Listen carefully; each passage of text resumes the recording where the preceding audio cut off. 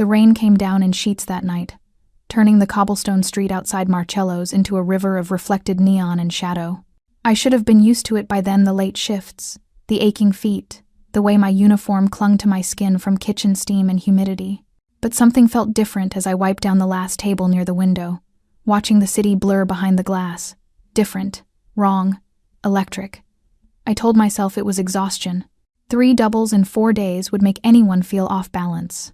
Medical school debt didn't pay itself, and my nursing degree gathering dust in a drawer wouldn't either, not while I was slinging pasta to tourists and local businessmen who barely looked at me. The bell above the door chimed.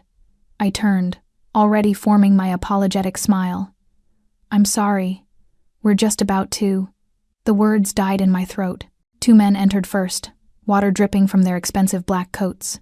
They moved like soldiers know, like predators, their eyes scanning the restaurant with the kind of precision that made my pulse spike.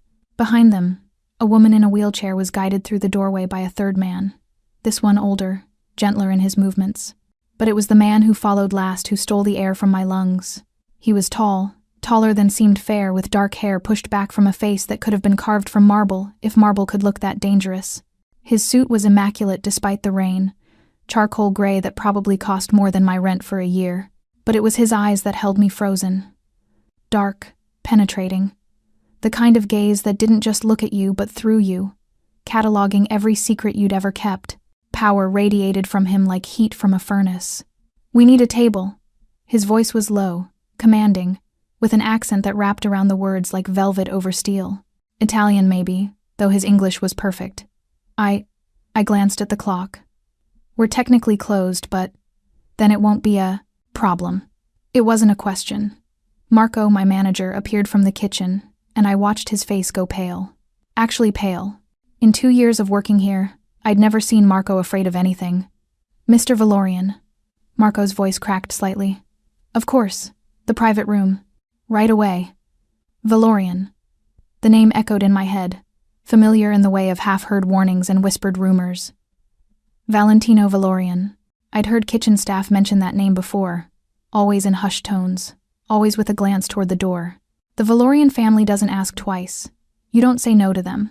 They own half the city, and the other half is too smart to admit it. My hands trembled as I grabbed menus, but Marco took them from me. "Bianca, help Mrs. Valorian with her coat, and get whatever they need." The woman in the wheelchair was elderly, perhaps 70, with silver hair swept back in an elegant twist. Her eyes were sharp, intelligent, but something about the way she held herself rigid, controlled, spoke of pain she was trying to hide. I moved toward her instinctively, my nursing training overriding my fear. "May I help you with your coat, ma'am?" She looked up at me, and for a moment, I saw surprise flicker across her features, as if kindness was unexpected, as if being treated like a person instead of an obligation was rare. "Thank you, dear." Her voice was warm, cultured, but strained. As I carefully helped her out of the damp coat, I noticed the way her left hand trembled, the slight drag in her right leg even though she was seated, the tightness around her mouth that spoke of chronic pain. "Are you comfortable?" I asked softly. "Would you like a cushion? The chairs here aren't the most supportive." Her eyes widened slightly. "You're very observant." "I'm a nurse," I said before I could stop myself. "Well, trained as one. I work here now." Behind me, I felt him watching. Valentino Valorian. I could feel his gaze like a physical weight between my shoulder blades. A nurse. The woman, Mrs. Valorian, studied me with renewed interest. "How extraordinary. And you're working in a restaurant?" Heat crept up my neck. "Student loans. The hospital shifts didn't, it's complicated. It always is." She reached out and touched my hand. Hers was cold, trembling slightly. "What's your name?" "Bianca. Bianca Moretti. Bianca." She said it like she was tasting the word. Beautiful name for a beautiful girl. "Mother." Valentino's voice cut through the moment like a blade. "We should move to the private room." "But Mrs." Valorian ignored him, her eyes still on me. "Bianca, I wonder if you might. I've been having trouble with my right shoulder. The doctors give me pills, but they don't help. You wouldn't happen to know anything about that, would you?" I should have said no, should have smiled politely and stepped away, but I saw the pain in her eyes, the desperate hope, and my instincts took over. "May I?" I gestured to her shoulder. She nodded. Gently, I placed my hands on her shoulder, feeling for tension, for the telltale signs of nerve compression or muscle strain. My fingers found the spot almost immediately, a knot of tension near her scapula, likely radiating pain down her arm and up her neck. Here, I said softly. This is where the nerve is being compressed. If you apply pressure like this, I demonstrated gently, showing her the angle, and combine it with heat therapy and specific stretches, it should help more than medication alone. I felt the moment she relaxed, the sudden release of tension she'd been holding. She exhaled, and for the first time since she'd entered, she smiled. Remarkable, she breathed. When I looked up, Valentino Valorian was staring at me with an expression I couldn't read, dark eyes fixed on my face with an intensity that made my stomach flip. "Who are you?" he asked quietly, and somehow I knew he wasn't asking my name. Thunder rolled outside, and the lights flickered once. "Just a waitress," I whispered. His lips curved into something that wasn't quite a smile. "No, you're not." The private room felt smaller than it should have, despite the mahogany table that could seat 12 and the crystal chandelier casting warm light over everything. Or maybe it just felt small because Valentino Valorian took up so much space without even trying. I set down the water glasses with hands that refused to stay steady, hyper-aware of every sound, the clink of ice, the rustle of fabric as his men positioned themselves by the doors, the soft classical music filtering through hidden speakers. "Bianca," Mrs. Valorian's voice drew my attention back. "Sit with me a moment. I should really... Please." Her eyes were kind but firm. Humor an old woman. I glanced toward the door, where Marco was conspicuously absent, probably hiding in the kitchen, smart man. But something in Mrs. Valorian's expression made refusing feel impossible, so I lowered myself into the chair beside, her wheelchair. Across the table, Valentino watched. He hadn't spoken since that moment in the main dining room, but I felt his attention like a spotlight, examining, calculating, deciding things about me I couldn't begin to guess. "How long have you been experiencing the shoulder pain?" I asked Mrs. Valorian, falling back into the familiar rhythm of assessment because it was easier than acknowledging her son's stare. 6 months, since the accident. She said it casually, but I caught the way her jaw tightened. The doctors say I'm healing well, considering. But they don't understand that, well, still means I wake up every morning feeling like I'm trapped in a body that won't obey me. My heart clenched. I knew that frustration had seen it in every patient who'd lost their independence, their autonomy, their sense of self. "What kind of accident?" I asked gently. The temperature in the room dropped 10 degrees. One of Valentino's men shifted toward the table, but a single look from Aresha, their boss, froze him in place. When Valentino finally spoke, his voice was silk over razors. "A car accident. She was fortunate to survive." The way he said fortunate made it clear survival had been anything but certain, and the way his fingers curled against the white tablecloth suggested the accident hadn't been an accident at all. "I'm sorry," I said quietly, meeting Mrs. Valorian's eyes. "That must have been terrifying." "You're the first person who said that." Her voice cracked slightly.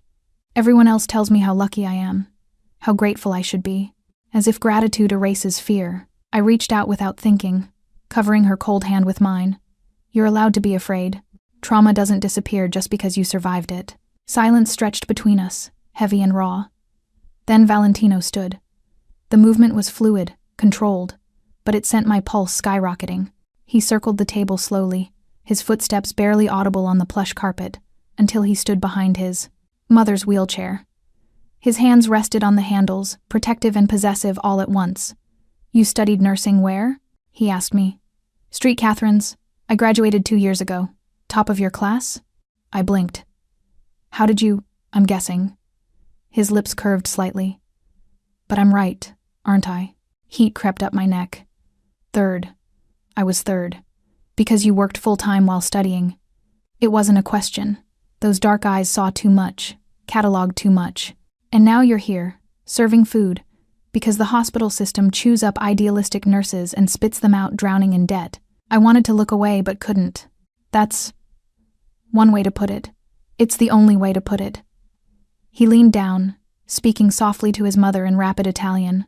I caught maybe one word in 5 dolore, fidarsi doctor, pain, trust.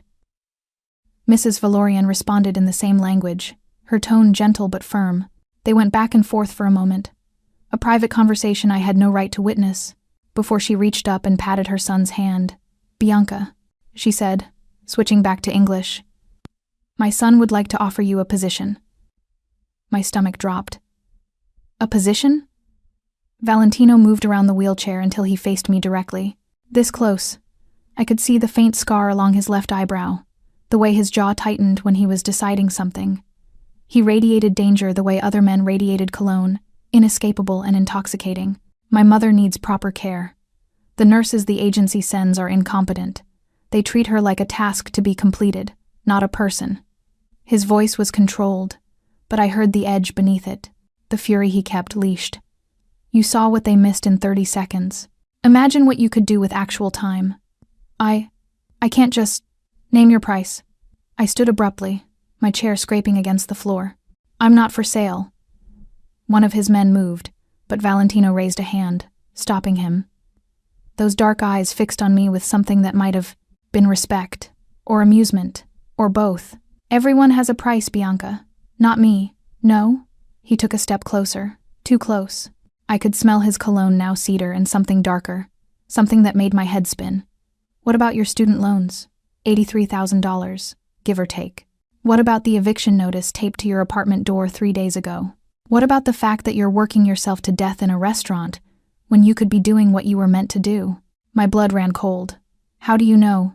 "I know everything I need to know." He said it simply, like it was obvious. Like privacy was a quaint concept that didn't apply to men like him. "I'm offering you a chance to use your skills, pay off your debt, and help someone who actually needs you. Why would you refuse?" "Because you're dangerous," I wanted to say. "Because everything about you screams power and violence and a world I don't belong in. Because the way you're looking at me right now makes me feel like I'm standing at the edge of a cliff, and one wrong move will send me falling." But Mrs. Valorian was watching me with such hope in her eyes, and my eviction notice was very, very real. "I need to think about it," I heard myself say. Valentino smiled. Actually smiled. It transformed his face from dangerous to devastating. "You have until tomorrow night." He pulled a card from his pocket-heavy stock, embossed lettering, and set it on the table. "My driver will pick you up at 8. We'll discuss terms. And if I say no?" His smile widened, but it didn't reach his eyes. "You won't." Thunder cracked outside, and the lights flickered again. He was right. God help me, he was right. I didn't sleep that night. Instead, I sat on my threadbare couch in my soon-to-be former apartment, staring at Valentino Valorian's business card like it might explode. Heavy cardstock, matte black with silver lettering. No job title, just a name and a phone number. As if the name alone was credential. Enough. It probably was. I'd spent the hours after my shift doing what any rational person would do, Googling him. What I found made my hands shake so badly I nearly dropped my phone. Valentino Salvatore Valorian, 34, head of the Valorian family. And by family, the whispered articles and carefully worded news reports meant the kind that didn't gather for Sunday dinners, or rather, the kind that did, but with armed guards at every door. Suspected involvement in racketeering. No charges filed. Present at the scene of a warehouse fire that killed 3 rival family members. Airtight alibi. Known associate of I'd closed the browser before I could read more. Now, as weak morning light filtered through my stained curtains, I picked up the card again. My thumb traced the embossed letters, and I thought about Mrs. Valorian's trembling hands, her grateful smile, the way she'd looked at me like I was the first person in months to see her as human.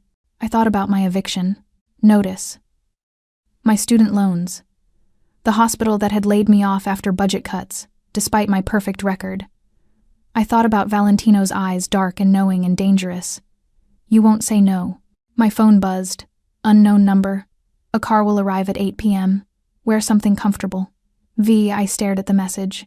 He hadn't even asked if I'd decided. He'd simply assumed. The arrogance should have angered me. Instead, it sent an unwelcome shiver down my spine. I typed back, "How did you get this number?" The response came immediately. "I get everything I want, Bianca. Remember that." At 7:45 p.m., I stood in front of my closet in my bra and jeans, trying to decide what something comfortable meant in Valentino Valorian's world. Everything I owned suddenly looked shabby, worn, insufficient. Finally, I settled on a simple navy sweater and my nicest jeans, which weren't saying much. I left my hair down, applied minimal makeup, and told myself this was just a meeting, a discussion. I could still walk. Away. Liar. At exactly 8 o'clock, a black Mercedes pulled up outside my building. The driver was one of the men from the restaurant, the older one, with kind eyes that didn't match the gun I'd glimpsed under his jacket. "Miss Moretti." He opened the rear door. "I'm Marco. Mr. Valorian is waiting." The interior smelled like leather and money. I sank into seats softer than my bed, trying not to touch anything, trying not to think about how cars like this didn't exist in my world. We drove through the city as rain began to fall again, leaving the cramped streets of my neighborhood for tree-lined avenues where the houses grew larger and the walls grew higher. 20 minutes later, we passed through iron gates that probably cost more than my nursing degree. The Valorian estate. I'd expected something ostentatious, marble columns, gold fixtures, the kind of wealth that screamed rather than whispered. Instead, the house was elegant, almost understated, stone and glass and perfectly manicured grounds. Old money. Power that didn't need to prove itself. Terrifying. Marco led me through the front entrance, where more of Valentino's men watched with calculating eyes. They didn't speak to me, but I felt their assessment deciding if I was a threat, a curiosity, or prey. "Mr. Valorian is in his study," Marco said, gesturing down a hallway lined with artwork that probably belonged in museums. "Mrs. Valorian is resting, but she's eager to see you tomorrow if you accept." If the study door was open. I saw him before he saw me, or rather, before he acknowledged seeing me. Valentino stood by floor-to-ceiling windows overlooking the grounds, a tumbler of amber liquid in his hand, his profile sharp against the darkness outside. He'd removed his jacket. His white shirt was rolled to his elbows, revealing forearms corded with muscle and scattered with scars. He looked more dangerous like this, less polished, more raw. "Come in, Bianca." He didn't turn. "Close the door." My pulse jumped. Every instinct screamed at me to run, but I stepped inside and pushed the door shut with a soft click. "You came." Now, he turned, those dark eyes finding mine across the room. "I wasn't entirely certain you would. You sounded pretty confident in your text." His lips curved. I was confident. That doesn't mean I wasn't. Curious to see if my confidence was misplaced. He moved toward me, slow and deliberate, until only a few feet separated us. Close enough that I had to tilt my head back to meet his eyes. Close enough that his presence felt overwhelming, magnetic, impossible to escape. "You researched me," he said. "Not a question." "Of course I did." "And what did you find?" "That you're dangerous, that people who cross you tend to disappear, that you run an empire built on things I don't want to know about." I forced myself to hold his gaze. "That I should run as far from you as possible." "Smart girl." He took a sip of his drink, never looking away. "So why are you here?" "Because I'm desperate," I wanted to say. "Because your mother needs help and I need money, and somehow those two things aligned like fate or coincidence or a trap I can't see yet." Instead I said, "Tell me what you want from me. The real terms. No games."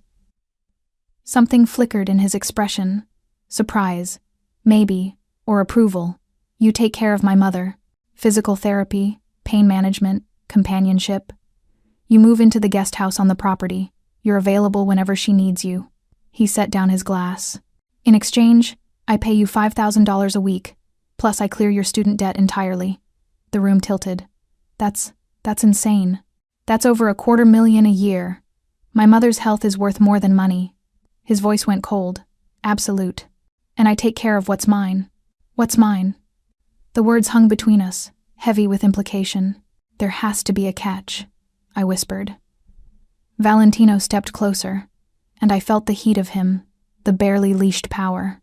"There is," he said softly. "Once you enter my world, Bianca, you don't leave. Not until I say you can." Thunder rumbled overhead. "Is that a threat?" His hand came up, fingers grazing my cheek so lightly I might have imagined it. "It's a promise." I moved into the guest house 3 days later with everything I owned fitting into 2 suitcases and a cardboard box. The guest house, calling it that felt like calling the ocean a puddle, was larger than my entire apartment building. 2 bedrooms, a full kitchen with appliances I didn't know how to use, a bathroom with a tub deep enough to drown in, floor-to-ceiling windows overlooking gardens that probably required a full-time staff. I stood in the middle of the living room, surrounded by my pathetic belongings, and tried not to feel like I'd sold my soul. "Miss Moretti?" A woman's voice came from the doorway. She was perhaps 50, with steel-gray hair and kind eyes that reminded me of my grandmother. "I'm Teresa. I manage the household. Mr. Valorian asked me to help you settle in." "I don't need much," I said quickly. "I'm used to taking care of myself." Her smile was gentle. "I'm sure you are, but this is different now. You're part of the estate." She moved into the kitchen, opening cabinets. "I've stocked basic groceries. If you need anything specific, just let me know. Meals can be delivered from the main house, or you can cook here. Whatever makes you comfortable." Comfortable. As if comfort was possible when I could see Valentino's study window from here, lit even now at 10 in the morning. As if I could forget the way he'd looked at me when I'd finally agreed to his terms, like he'd won something more significant than hiring a nurse. "Mrs. Valorian is expecting you at 11, Teresa continued. "I'll show you to her suite." Elena Valorian's rooms occupied the entire east wing of the main house. They'd been modified extensively, widened doorways, a hospital-grade bed that looked nothing like a hospital bed, equipment that probably cost more than most people's homes. But it was the woman herself who captured my attention. She sat in her wheelchair by the window, morning light painting her silver hair gold. She wore an elegant silk robe, pearl earrings, full makeup, dignity despite the circumstances, strength despite the trembling hands. "Bianca." Her face lit up. "You came. You actually came." I said I would. I moved closer, already assessing the way she held her right shoulder higher than her left, the barely perceptible wince when she breathed too deeply, the medication bottles lined up like soldiers on the nearby table. "People say many things." Her eyes held mine. "Few follow through when it involves my son's world. Your son made an offer I couldn't refuse." She smiled sadly. "He's good at that. But I like to think you're here for me, not just the money." The truth was complicated, so I settled for simplicity. "Tell me about your pain. Everything. Don't minimize it." For the next hour we talked.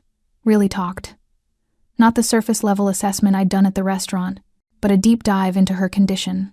The accident that had shattered her pelvis and compressed her spine. The surgeries that had saved her life but stolen her mobility. The phantom pains that woke her screaming at night. "The doctors give me pills," she said, gesturing to the bottles. "They make me foggy. Valentino hates when I'm foggy. He says it's like losing me twice." My chest tightened. "Does he visit often?" "Every morning, every evening, sometimes in between, if he can." Her voice softened.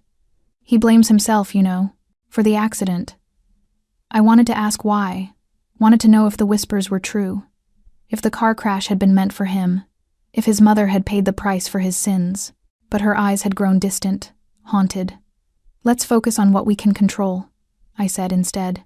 "Your pain management, your mobility, starting today." Her hand found mine. "Thank you." I spent the afternoon developing a treatment plan, losing myself in the familiar rhythm of assessment and strategy, physical therapy protocols, pain management techniques that didn't rely solely on medication, small goals that would build toward larger ones. I was so absorbed that I didn't hear him enter. "You're frowning." I jumped, notes scattering across the desk. Valentino stood in the doorway of the guest house. My guest house, like he had every right to be there. Which, technically, he did. It was his property. Everything here was his. "You should knock," I said, gathering my papers with shaking hands. "I own the door." He stepped inside, and suddenly the spacious room felt claustrophobic. He'd changed from this morning's suit to dark jeans and a black Henley that did nothing to hide the dangerous lines of his body. More human. Somehow more threatening because of it. "How was your first day with my mother?" "Good. She's been neglected medically." The previous nurses didn't. I cut myself off, aware I was criticizing his choices. "Go on." His voice was soft, dangerous. "Tell me what they didn't do." They didn't listen to her. They followed protocols without adapting to her specific needs. She's not a textbook case. She's a person with complex trauma and pain that requires individualized care. He moved closer, and I forced myself to stand my ground. "And you can provide that care?" "Yes." "Why should I believe you?" "Because I saw what they missed in 30 seconds. I lifted my chin. "Because I actually care about helping her, not just collecting a paycheck. And because..." I stopped. "Because..." He was close enough now that I could see gold flecks in his dark eyes. Because I know what it's like to feel powerless in your own body, I whispered. To need help and have people treat you like you're invisible. Something shifted in his expression. His hand came up, fingers brushing my jawline with devastating gentleness. You're not invisible, Bianca. Not to me. My breath caught. Mr. Valorian, Valentino. His thumb traced my lower lip. You live in my house now. Work for my family. You'll call me Valentino. That's not appropriate. Nothing about this is appropriate. His voice dropped to a whisper. But you're here anyway. Why is that? Because I needed the money. Because your mother needed help. Because some part of me wanted to step into this dangerous world and see if I could survive it. Because when you look at me like this, I forget how to breathe. I should go. I managed. It's late. It's 7 o'clock. Still. He stepped back, giving me space I wasn't sure I wanted. Tomorrow morning, we have breakfast together. You, me, and my mother. I want to hear your treatment plan. It wasn't a request. At the door, he paused. Bianca, welcome to the family. The door closed behind him, and I realized my hands were shaking. Not from fear, from something infinitely more dangerous. Breakfast in the fear. Valorian household was nothing like I'd imagined. I'd expected formality servants hovering crystal and china, the kind of stiff silence that came with old money. Instead, Elena's private dining room felt almost normal. Morning light streamed through tall windows. Coffee smelled rich and dark. Classical music played softly in the background. Almost normal, except for the armed guard outside the door, and the man sitting across from me, who commanded empires with a phone call. Valentino watched me over the rim of his coffee cup, those calculating eyes tracking every nervous movement. As I spread jam on toast I had no intention of eating. You're not hungry, he observed. I'm fine. You're terrified. Elena's voice was amused. She looked better this morning, brighter, more alert. Don't mind my son. He enjoys making people uncomfortable. It's a power thing. Mother. His tone held warning, but his lips curved slightly. What? It's true. She turned to me. Tell me about this treatment plan of yours. And don't hold back because Valentino's here. He needs to understand what I'm facing. I pulled out my tablet, grateful for something to focus on besides the weight of his stare. Your primary issues are nerve compression in your right shoulder, reduced mobility in your lower spine, and chronic pain that's being managed poorly with medication alone. The doctors said surgery, Valentino started, would risk paralysis. I interrupted, then immediately regretted it when his eyes darkened. I read her files. The scar tissue is too close to the spinal cord. Any surgical intervention could make things worse. Silence stretched between us. So what do you suggest? His voice was dangerously soft. Physical therapy, targeted massage, acupuncture if she's willing, gradual strengthening exercises. I met his gaze. It won't be fast. It won't be easy. But it's safer than surgery, and it addresses the root causes instead of just masking symptoms. Elena reached across the table, squeezing my hand. When do we start? Today. If you're ready. I've been ready for 6 months. Her eyes shimmered. I've just been waiting for someone who understood. We worked through the morning in Elena's therapy room, another space I hadn't known existed, filled with equipment that had clearly been used rarely, if at all. I guided her through gentle stretches, watching for signs of pain, adjusting pressure and position as needed. She was stronger than her doctors had given her credit for. Stubborn, too. I liked her immensely. Tell me about yourself, she said as I worked on her shoulder. You're too young to be this skilled. Where did you learn? My grandmother. The words came without thinking. She had MS. I took care of her for 3 years before she died. Learned more from her than any textbook. You loved her. She was everything to me. My throat tightened. My parents died when I was 16. Car accident. She raised me, put me through school, told me I could be whatever I wanted. And then I watched her body betray her, piece by piece, until I stopped, horrified I'd said so much. Elena's hand covered mine. Until you couldn't save her. No. The word barely made it past the lump in my throat. I couldn't. Is that why you became a nurse? To save others? Maybe. I blinked back tears. Or maybe I just needed to feel like I could fix something after watching everything fall apart. She was quiet for a moment. My son thinks he can fix everything too. Control everything. It's exhausting for him, being responsible for so much. I glanced toward the door, where I knew guards stood watch. He seems to handle it well. He handles it by never showing weakness, by making sure everyone fears him more than they love him. She sighed. Until you. My hand stilled. What? He looks at you differently, like you're a problem he hasn't solved yet. Like you're dangerous. Her smile was sad. That's how I know you matter. I found him in the garden that evening, watching the sun set over the city. He'd shed his jacket again, loosened his tie. Shadows carved his profile into something both beautiful and brutal. She's resting? I said, approaching carefully. We did good work today. You did good work. He didn't turn. She smiled more this afternoon than she has in months. I heard her laughing. She's stronger than everyone thinks. I know. His voice roughened. I've always known. But watching her in that chair, knowing I'm the reason. He cut himself off, jaw clenching. I shouldn't have done it. Shouldn't have closed the distance between us. Shouldn't have touched him. But something in his pain called to something in mine, and before I could stop myself, my hand rested on his arm. It wasn't your fault. He turned then, and the rawness in his eyes stole my breath. You don't know that. I know she doesn't blame you. I know she loves you desperately, and would do it all again if it meant keeping you safe. How? Do you know that? His hand covered mine, holding it against his arm. You've known her for days. Because that's what mothers do. My voice cracked. They sacrifice everything, and they never, ever want their children to carry the guilt. His thumb stroked across my knuckles, and the world narrowed to that point of contact. Who hurt you, Bianca? What? Someone hurt you. I can see it in the way you flinch when people get too close, the way you expect the worst. He stepped closer, his free hand rising to cup my face. Who was it? That's none of your business. Everything about you is my business now. His voice dropped to a whisper. You live in my house, care for my mother, stand in my garden looking at me like what? I challenged, even as my heart hammered against my ribs. Like you're trying to decide if I'm going to break you or save you. Maybe I'm deciding if you're worth saving. The words hung between us, dangerous and true. His eyes darkened, and for one breathless moment, I thought he might kiss me. Wanted him to kiss me. Feared what would happen if he did. Instead, his phone buzzed.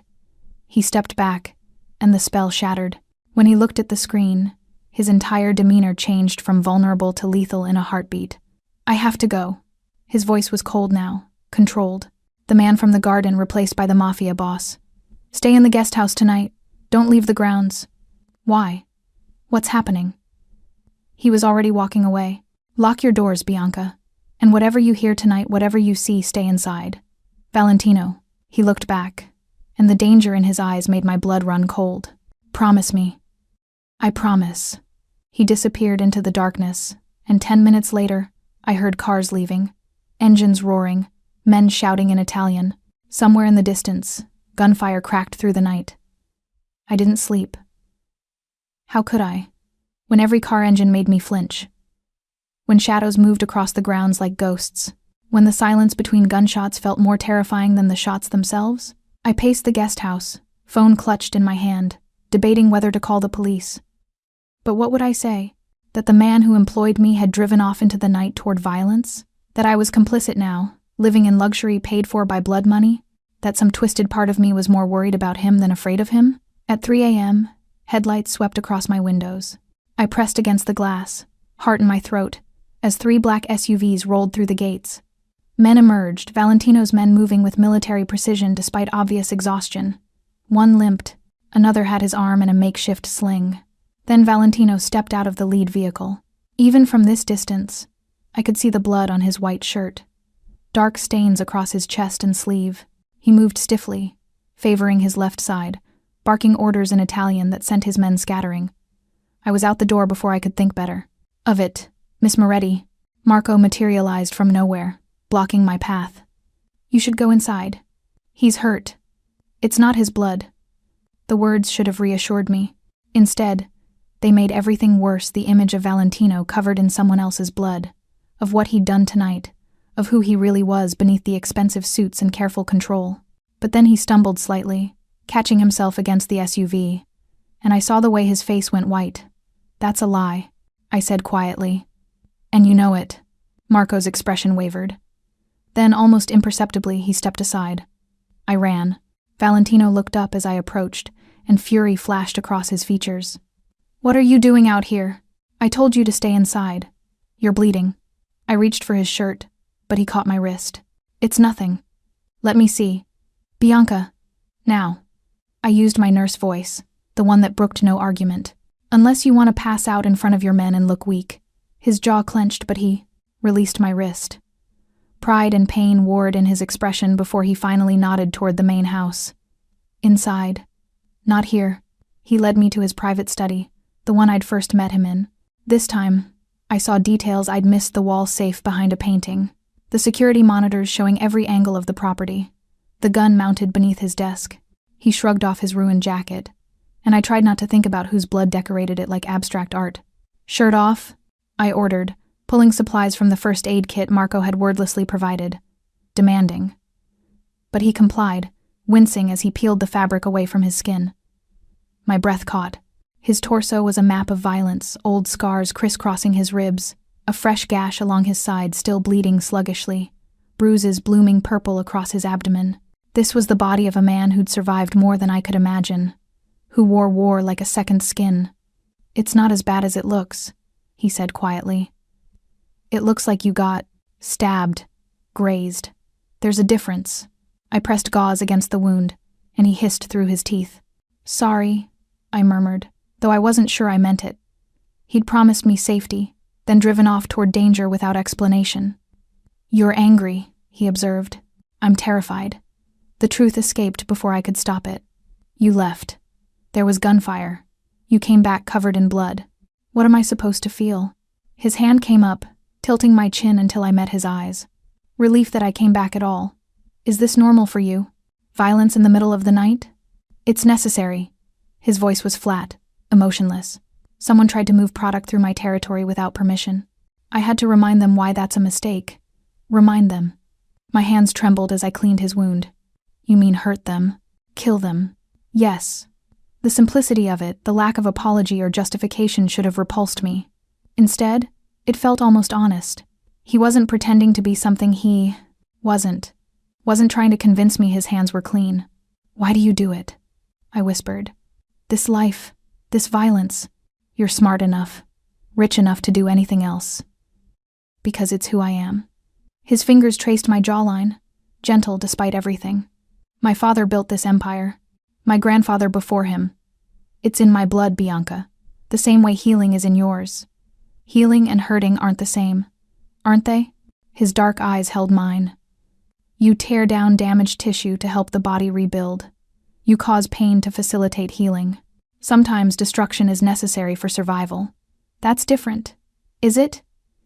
He leaned closer, and I could smell copper and gunpowder and that cedar cologne. "You think I enjoy this? The violence? The blood? I do it because if I don't, people I love die. My mother, my men, everyone who depends on me for protection. And if you weren't willing to kill for them, then I'd already be dead." He said it simply. "Absolutely. This world doesn't reward mercy, Kara. It rewards strength, fear, the willingness to do what others won't." I pressed a bandage against his side with more force than necessary. "Don't call me that." "What, Kara? I'm not your darling. I'm your employee." His laugh was dark, humorless. "You stopped being just an employee the moment you ran out here to check on me. The moment you touched me with hands that shake with fear but stayed anyway. I'm a nurse. It's my job to help people." "No." His hand covered mine against his bandaged ribs. "You're a woman who sees monsters and tries to heal them anyway. Who looks at me, really looks at me, and doesn't run screaming." His voice dropped to a whisper. "Do you have any idea how rare that is? How dangerous you are to me?" My pulse thundered. "I'm not dangerous to anyone. You're dangerous to me because you make me want things I can't have. Because when you look at me like this, like I'm a man instead of a monster, I start believing I could be different, could be better." His forehead rested against mine. "And that kind of hope will get me killed. Valentino, The door burst open. One of his men stood there, breathing hard. "Boss. We have a problem. Someone called the cops.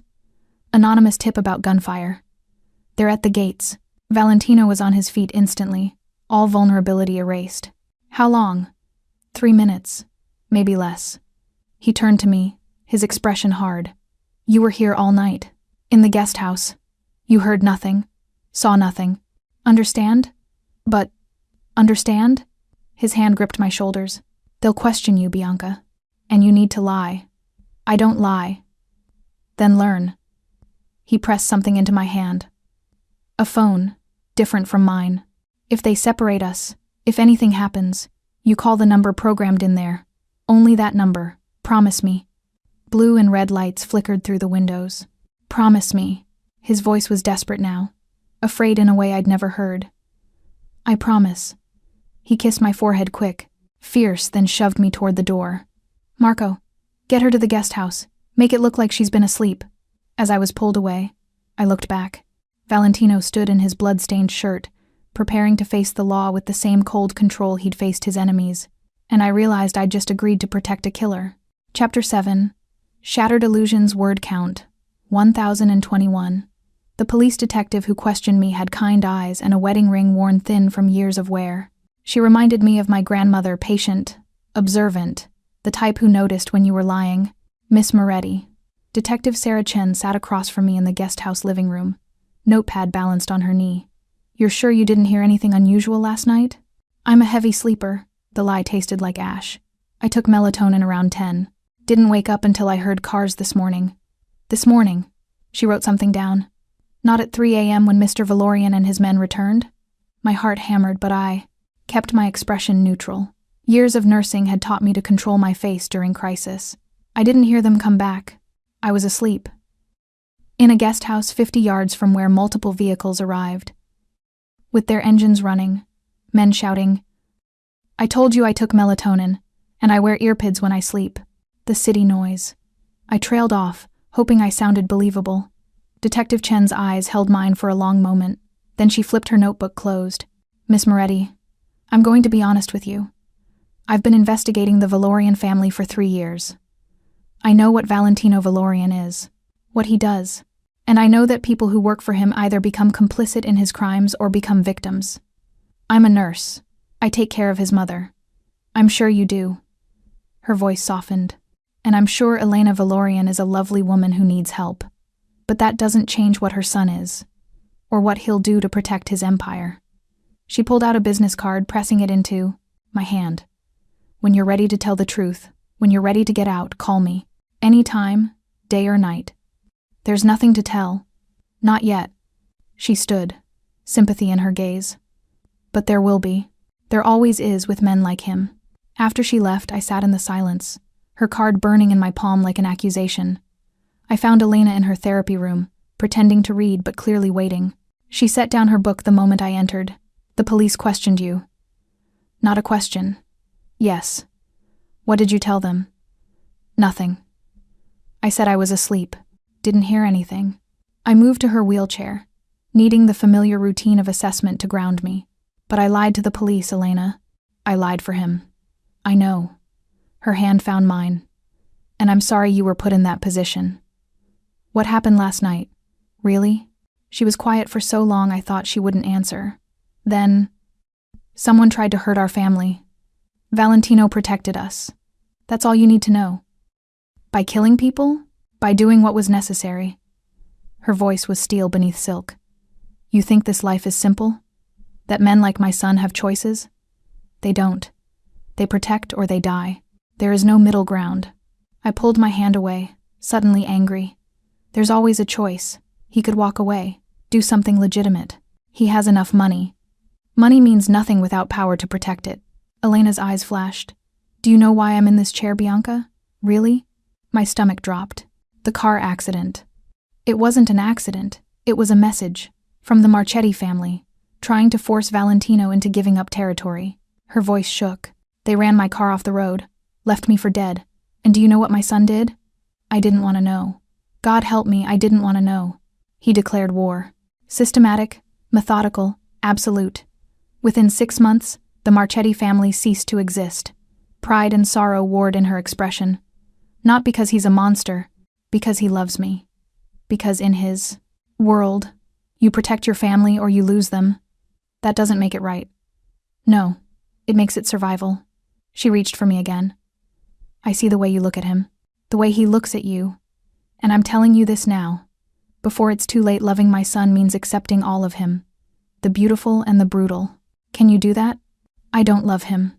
But the words felt hollow even as I said them. Not yet. Her smile was sad. But you will. And when you do, you'll have to decide if his world is one you can live in, or if you'll break both your hearts trying to change him into something he can never be. I found Valentino in the garden at dusk, in the same spot as yesterday, an eternity ago. Before I'd seen him bleed, before I'd lied to the police, before everything became impossibly complicated.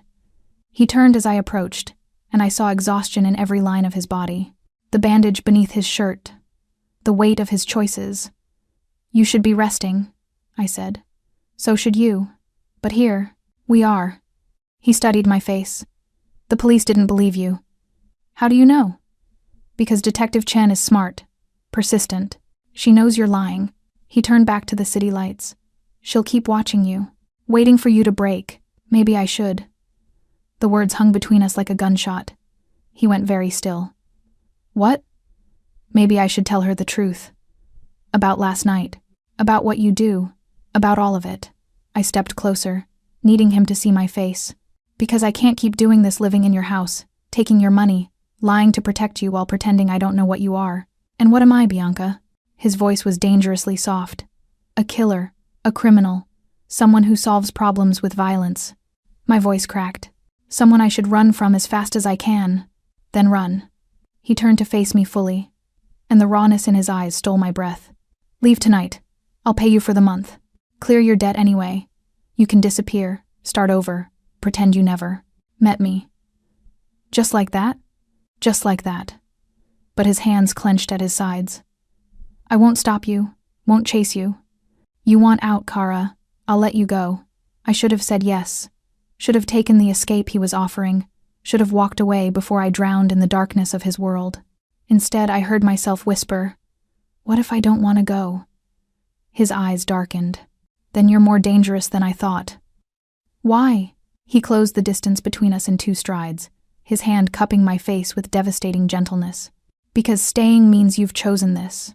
Chosen me. And once you make that choice, Bianca, there's no taking it back. You'll be mine, in every way that matters. Protected. Possessed. Trapped in this life forever. My heart hammered against my ribs. That sounds like a threat. It's a warning. His thumb traced my lower lip. Last chance to run, Bella. After this, you're mine. I should have been terrified. Should have pushed him away. Instead, I rose on my toes and pressed my lips to his. The kiss was nothing like I'd imagined. Not soft or tentative or sweet. It was desperation and defiance. His hand fisting in my hair as he backed me against the garden wall. His other hand found my waist, pulling me flush against him, until I could feel the rapid beat of his heart matching mine. I gasped against his mouth, and he took advantage, deepening the kiss until I forgot my own name, forgot the detective's business card burning in my pocket, forgot every reason this was wrong. All I knew was the taste of him, whiskey and danger, and something darker I couldn't name. The way his body pressed against mine, all controlled power and barely leashed need. The sound he made when my fingers traced the bandage beneath his shirt. Half pleasure, half pain. Bianca. My name was a prayer and a curse on his lips. Tell me to stop. No. His forehead pressed against mine, breath ragged. You don't understand what you're doing. What this means. Then show. I met his dark eyes, seeing my own recklessness reflected back. Show me who you really are. Something flickered across his face, warning. Desire. A fear so profound it made my chest ache. Then he took my hand and led me through the gardens toward the main house. We passed guards who suddenly found the ground fascinating, climbed stairs I'd never noticed. At the top, double doors opened to reveal his private wing. His bedroom was nothing like I'd expected. No ostentatious displays of wealth. Just clean lines, dark wood, floor-to-ceiling windows overlooking the city he controlled. A king's domain, stark and beautiful and terrifying. He released my hand, putting distance between us. Last chance. I closed the space he'd created. Stop giving me chances to leave. I'm trying to be honorable. I don't want your honor. My hands found his chest, feeling his heart race beneath my palms. I want the truth. All of it. No more protection. No more pretty lies. Show me the man. Underneath the monster everyone fears. His control snapped. He kissed me again, harder this time, walking me backward until my knees hit his bed. But he didn't push, didn't take. Instead, his hands framed my face with a gentleness that made my eyes burn. You want the truth? His voice was raw. The truth is, I'm terrified of you. Of this. Because everyone I've ever loved, I've destroyed. My father dead because he taught me this business. My mother broken because I wasn't careful enough. Every woman who's ever gotten close, I'm not them. No. His thumb traced my cheekbone. You're worse. You're the first person who's made me want to be different. Who makes me think maybe I could be more than what I am. And that hope, Kara, that hope will get us both killed. I pulled him down to me, then let it kill us. We didn't make love. Not completely. Instead, we existed in that breathless space between restraint and surrender, his hands learning every curve of my body over my clothes, my fingers tracing every scar on his skin. He told me stories with each mark. A knife fight at 17, a bullet graze at 20, the burn scar from saving his mother from a fire, each scar a reminder of the violence that shaped him. Does it hurt? I whispered, fingers ghosting over the fresh bandage on his ribs. Everything hurts, but his voice held no self-pity. You learn to live with it, use it. Pain reminds you you're alive. I pressed a kiss to the bandage, feeling him tense beneath me. I could make it better. You already do. His hand tangled in my hair, tilting my face up. Just by being here, by not running when you should. Why do you keep saying that? That I should run? Because I know how this ends, Bianca. Anguish filled his eyes. I've seen it before. Someone threatens you to get to me. Or you see something you can't unsee, and the woman looking at me isn't filled with desire anymore, it's horror. Or, his voice cracked. Or, I fail to protect you, and you end up like my mother. Broken. Or worse. I cupped his face, forcing him to see me. Or maybe I'm stronger than you think. Maybe I can handle your world. Maybe I choose you, knowing exactly what I'm getting into. You don't know, then tell me. I sat up, straddling his hips, my hands on his chest. Tell me everything. Every dark secret. Every terrible thing you've done. Because I'm tired of half-truths and protection. I'm in this now, Valentino. All the way in. So, stop trying to save me from you and just be honest. He stared at me for a long moment, something like awe in his expression. Then he sat up, cradling me against him, and began to talk. He told me about his first kill at 19, a man who'd tried to assault one of their dancers.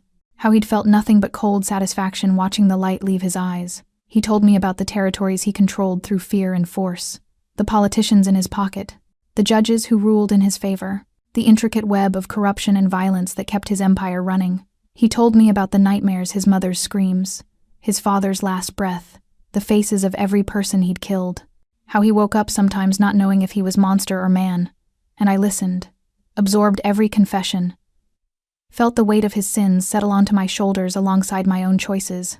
Say something, he whispered finally. Tell me you're horrified. Tell me you were wrong. Give me a reason to let you go. I kissed him instead, slow and deep and deliberate. When I pulled back, I held his gaze. I'm not going anywhere. Bianca, I see you, Valentino. All of you. The killer and the son. The monster and the man. And I'm choosing to stay anyway. My voice shook but held firm. So, stop pushing me away and let me in. Really in. No more walls. No more distance. Just us. Something broke in his expression, relief and terror and desperate need. He pulled me down into another kiss, and this time there was no hesitation, no holding back. Mine, he breathed against my lips. Say it. Yours, I whispered back, sealing my fate. Outside, thunder rumbled. Inside, we crossed a line neither of us could uncross. And somewhere in the darkness, danger watched and waited for its moment to strike. The choice was made. The line was crossed. But in Valentino Valorian's world, love and death walked hand in hand, and I'd just signed up for both. I woke to silk sheets and an empty bed. Morning light filtered through floor-to-ceiling windows, painting Valentino's bedroom in shades of gold. My clothes from last night lay scattered across the floor, a trail of evidence leading to the moment everything changed. My body ached in ways that had nothing to do with pain and everything to do with the man who'd worshipped every inch of me until dawn, who'd whispered my name like a prayer, who'd held me afterward like I might disappear if he let go. The man who was currently nowhere to be found. I pulled on his shirt, still carrying his cedar scent, and padded barefoot toward voices drifting from downstairs. As I descended, fragments of Italian reached me. Valentino's voice, sharp with command. Another man responding with obvious tension. I paused outside his office door, suddenly uncertain. Last night had felt inevitable, perfect, right. But morning brought reality crashing back. I was still the nurse who'd stumbled into his world. He was still the Mafia boss who controlled an empire through fear. What were we now? The office door opened before I could decide. Marco stood there, his expression unreadable. "Miss Moretti, Mr. Valorian is expecting you." I didn't mean to interrupt. "You're not interrupting." But something in his tone suggested otherwise. Valentino sat behind his massive desk, phone pressed to his ear, fury radiating from every line of his body. When he saw me, his expression shifted, softened for just a moment before the cold mask slammed back into place. He ended the call with a curt phrase in Italian, then gestured Marco out. The door clicked shut, leaving us alone. "You should have stayed upstairs," he said quietly. I heard voices. I faltered, suddenly feeling foolish in his oversized shirt, bare legs, hair tangled from his hands. "Should I go?" "Come here." His voice was rough. I moved around the desk, and he pulled me into his lap, burying his face against my neck. I felt him breathe me in, felt the tension in his shoulders that spoke of problems I couldn't see. "What's wrong?" I asked. "Everything." He lifted his head, and I saw exhaustion in his eyes. Fear, barely masked. "The police are pushing harder." Detective Chen requested warrants. And last night's incident.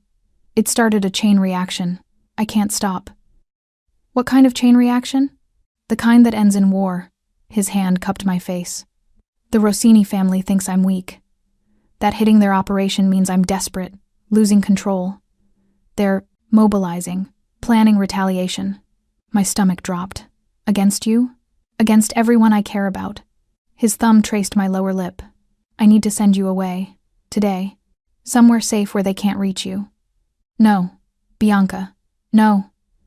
I gripped his shirt. "You don't get to make love to me all night, tell me I'm yours, and then ship me off like cargo when things get dangerous. I chose this. I chose you. I'm not running. This isn't about running. It's about surviving." Desperation crept into his voice. "If they find out about you, if they know what you mean to me, they'll use you, hurt you, kill you just to make me bleed. Then don't let them find out. It's too late for that." He turned his computer screen toward me. The photo made my blood run cold. Me, in the garden last night, in Valentino's arms. Our kiss captured in perfect detail. Time-stamped. Watermarked with a symbol I didn't recognize, but that made Valentino's jaw clench. "They already know," he said softly. "Someone's been watching, waiting. And now they have proof that you're my weakness." I stared at the photo, at the evidence of our recklessness. "Who sent this?" "The Rossini family." A warning shot.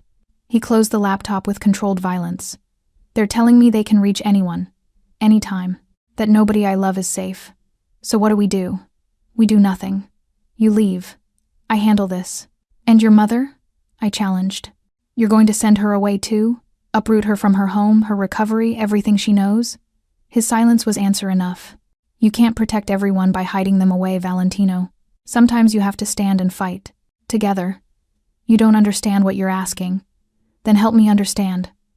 I slid off his lap, needing distance to think. "Explain to me how sending me away solves anything. They already know about me.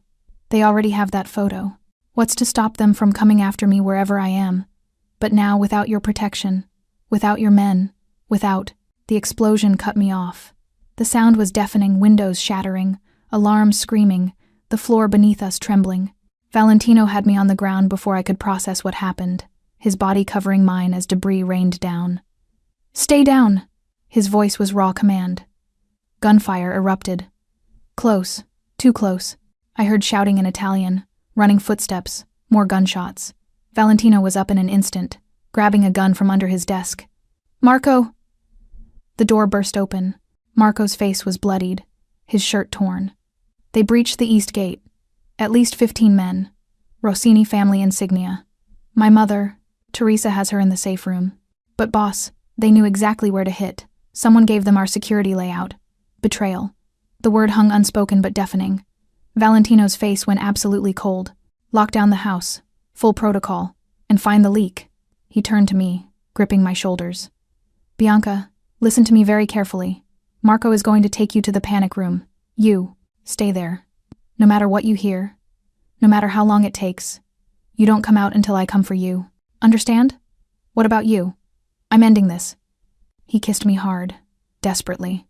"If something happens, if I don't make it back, there's an envelope in the top drawer. Instructions, money, everything you need to disappear.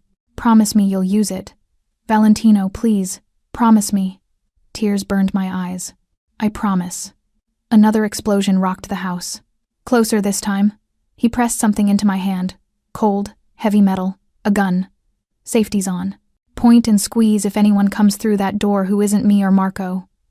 His eyes held mine. "I love you, Bianca. I should have said it sooner. Should have said it last night. But I love you, and I'm going to keep you safe even if it kills me." Then he was gone, disappearing into smoke and chaos and violence. Marco pulled me toward a hidden door I'd never noticed. "Move, now." As we descended into darkness, I heard Valentino's voice rise above the carnage, cold, commanding, absolutely lethal.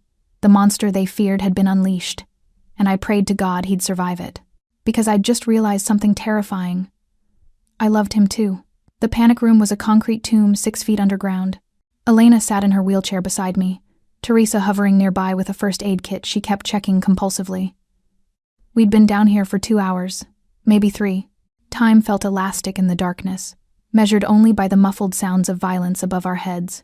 Gunfire, shouting, something heavy crashing. Then silence. The silence was worse. Elena's hand found mine, cold and trembling. "He'll be okay.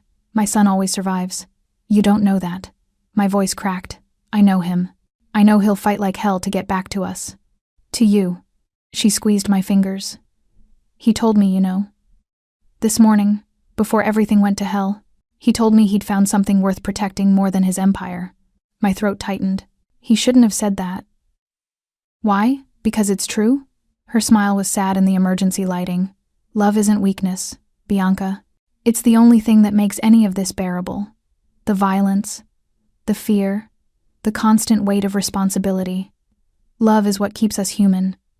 The door lock clicked. Teresa immediately positioned herself in front of Elena, producing a gun I didn't know she carried. I raised mine with shaking hands, remembering Valentino's instructions. "Point and squeeze." The door opened slowly. Marco stepped through, and I nearly collapsed with relief. Then I saw the blood soaking his shirt, the exhaustion in his eyes, and fear crashed back. "It's over," he said quietly. "You can come up." "Valentino?" The name barely made it past my lips. "Waiting for you." Something in his expression shifted. "You should prepare yourself, Miss Moretti." It was bad. The main house looked like a war zone.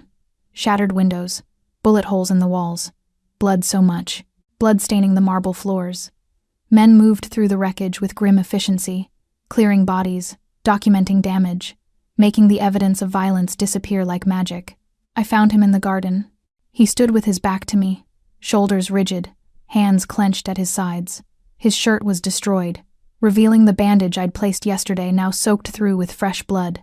More blood marked his arms, his face, his hands. "Valentino." My voice shook. He turned, and my heart shattered. His face was a mask of controlled devastation, split lip, bruised jaw, a cut above his eyebrow, still bleeding. But it was his eyes that destroyed me, dark and hollow and carrying a weight I couldn't begin to measure. "You should have stayed downstairs," he said quietly. "Marco said it was over." "It is." He looked past me toward the house. 12 of theirs dead, 4 of mine wounded. One won't make it. His voice was flat, emotionless. The voice of a man who'd shut down everything to survive. And the leak was found. "Who?" "My cousin, Antonio." Something flickered across his face. "Grief," quickly buried. He'd been feeding information to the Rossinis for months, thought they'd offered him a better deal, more power, more money. His laugh was bitter. He died believing it. The implication hung between us. You killed him, I whispered. I did what was necessary. He finally looked at me, and I saw the plea beneath the coldness, the desperate need for me to understand, to not turn away. He betrayed our family, compromised my mother's safety, put you in danger. There was only one response. I should have been horrified, should have seen the monster everyone warned me about. Instead, I saw a man who'd been forced to execute his own blood to protect the people he loved, who'd bear that scar forever alongside all the others. I closed the distance between us and wrapped my arms around his waist, careful of his injuries. Felt him go rigid with shock before his arms came around me, crushing me against him with desperate strength. I thought I'd lost you, he breathed against my hair. When that first explosion hit, all I could think was that I'd brought you into my world and gotten you killed, that your blood would be on my hands like everyone else's. But it's not. I pulled back to look at him. I'm here. I'm alive. We both are. For now. His hand cupped my face. But this won't be the last time, Bianca. This life, my life, it's an endless cycle of violence and retaliation, of loving people and watching them become targets, of choosing between protecting them and destroying myself in the process. I know. Do you? Do you really understand what you're signing up for? His thumb traced my cheekbone. Bodyguards everywhere you go. Threats you can't see coming. The constant fear that someone will use you to hurt me.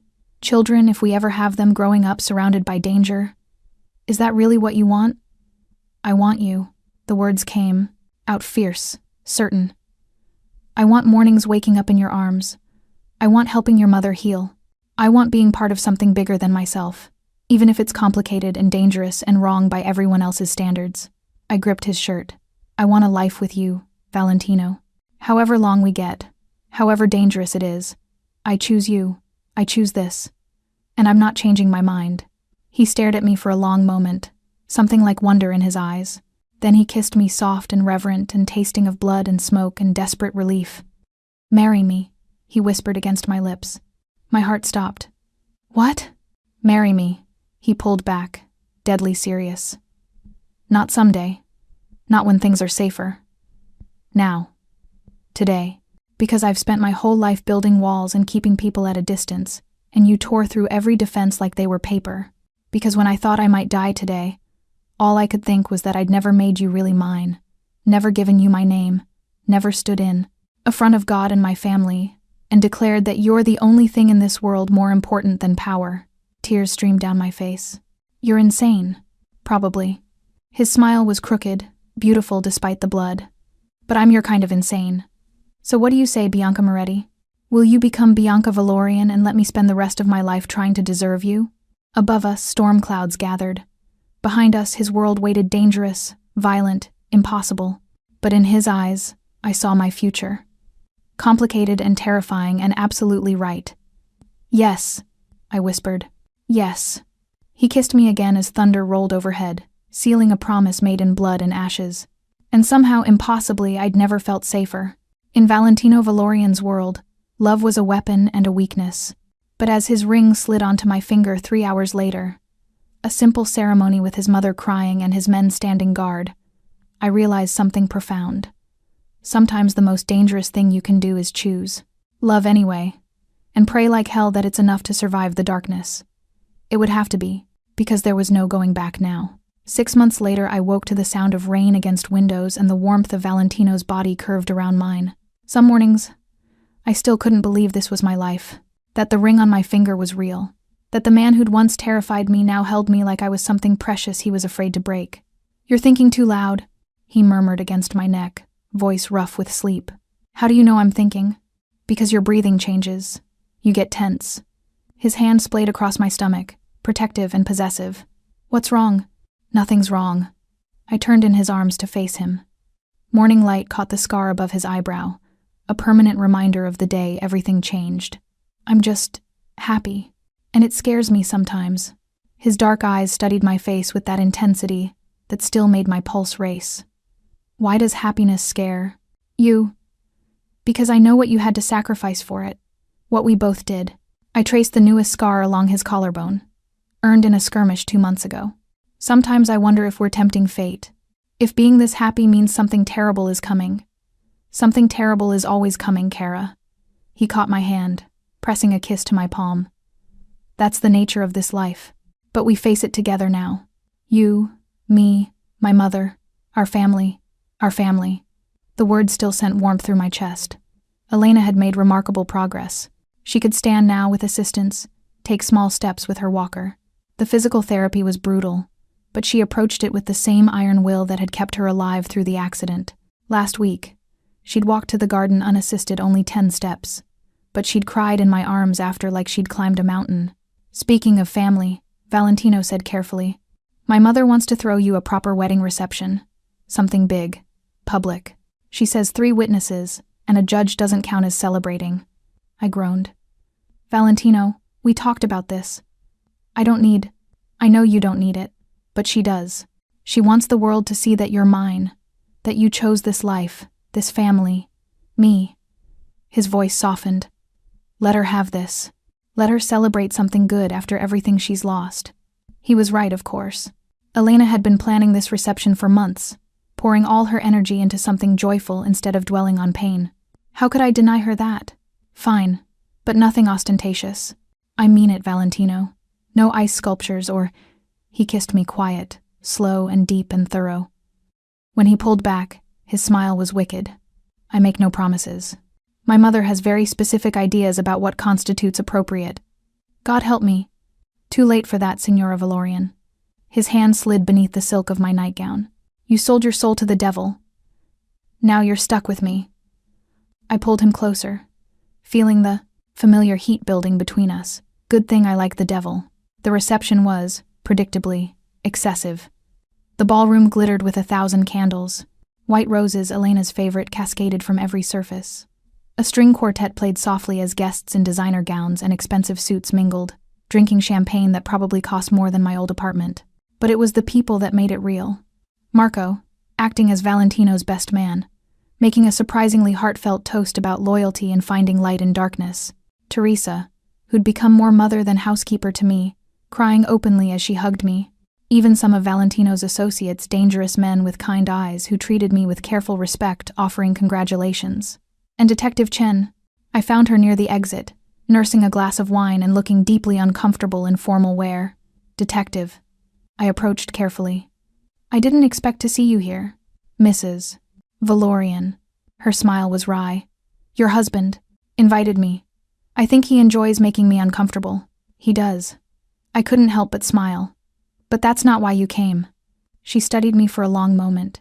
"No, I came because I wanted to see if you were okay. Really okay, not just playing the part. I'm happy." The truth of it still surprised me sometimes. "I know you don't understand. I know you think I've made a terrible mistake. Actually, I don't." She set down her wine. "I've been watching you two. The way he looks at you, the changes in him since you arrived. He's still dangerous, don't mistake me, but he's also different, more human. And you're not a victim. You're not trapped. You're exactly where you choose to be." Tears pricked my eyes. "Thank you for that." "Don't thank me yet.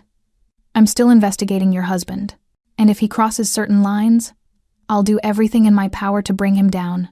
Her expression softened. "But I'll try to keep you out of it, because I think you're good for him. And God knows, men like Valentino Valorian need someone good in their lives." She left after that, disappearing into the night, and I felt strangely lighter for the conversation. What did she want? Valentino appeared at my side, proprietary hand at my waist. To make sure I wasn't being held prisoner. His laugh was low, dangerous. "And what did you tell her?" "That I'm exactly where I want to be." I turned to face him fully, taking in the sight of him in his tuxedo, beautiful and brutal and absolutely mine. "Dance with me?" "Always." He led me onto the floor as the quartet shifted to something slow and romantic.